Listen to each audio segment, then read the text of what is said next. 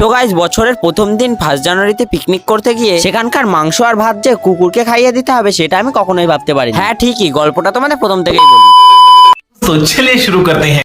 তো প্রথমে ছিল এখানে কিছু কাঠ আর এই জলের ঢপগুলো ভ্যানে তুলে নিয়ে পিকনিক স্পটে চলে আসলাম। তারপর সেখানে পৌঁছে আমি উনুনটা খুঁড়ে নিচ্ছিলাম। এরপর চালটা ধুয়ে ভাত রান্নার জন্য উনুনে চাপিয়ে দিলাম। এরপর দেখো আমার বন্ধু এখানে শুষা ছাড়াচ্ছে আর আমি এদিকে পেঁয়াজ কাটছিলাম, যেটাকে মুড়ির ভেতরে দিয়ে মাখা হবে। এরপর আমাদের এখানে মুড়ি মাখা হয়ে গেল আর আনন্দের সঙ্গে খেতে খেতে দেখতে পেলাম ভাতও কিন্তু পুরোটাই রেডি। এইবার হচ্ছে মাংস রান্না করার পালা। তাই জন্য প্রথমে কড়াইতে তেল দিয়ে তাতে আলুগুলো ছেড়ে দিলাম। তারপর আলুগুলো ভাজা হয়ে গেলেই ছেড়ে দিলাম তেলের মধ্যে পেঁয়াজ। তারপর কিছুক্ষণ নাড়াচাড়া করার পর একটা দাদাকে বললাম মাংসগুলো কড়ার মধ্যে দিয়ে দে। মাংস দেওয়া হয়ে গেলে এটাকে এবার ভালো করে কষিয়ে নিচ্ছিলাম। মোটামুটি কিছুক্ষণ কষানোর পরে মাথাপতি একটা করে মাংস তুলে নিলাম টেস্ট করার জন্য। এরপর মাংস রান্না হতে সবাই যেন আমাকে থেকে হুটোপাটা করে বসে পড়লো। তারপর আমি বুঝতে পারলাম আমাকে এখন পরিবেশনটা করতে হবে। আর আমার পাশাপাশি এই বন্ধুটাও আমার মতনই পরিবেশন করার ফাঁদে পড়ে গেছিল। যাই হোক, এদেরকে লাস্ট পাতে এই মিষ্টিটা দিয়ে আমি আর আমার বন্ধু দুজনে একসঙ্গে খেতে বসে পড়লাম। তো আমি এখন খেতে থাকি, তোমরা ততক্ষণে সাবস্ক্রাইবটা করো।